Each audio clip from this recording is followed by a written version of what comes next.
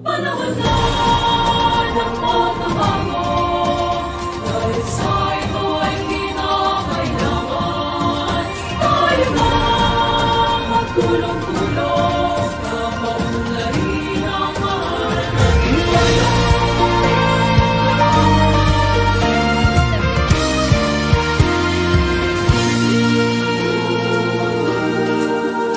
Panahon na ng pagbabago, dahil sa ito ay kinakailangan tayo na magtulong-tulong na paunlarin ang mahal natin ngayon.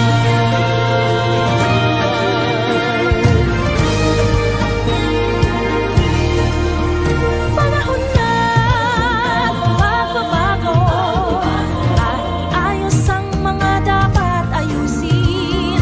Dapat lang maging tungkulin ng bawat mamamayan dito sa atin.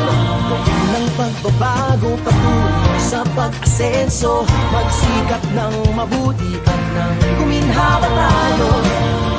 Malaki natin sa mundo at ipamalas ang bagong Pilipino at bagong Pilipinas.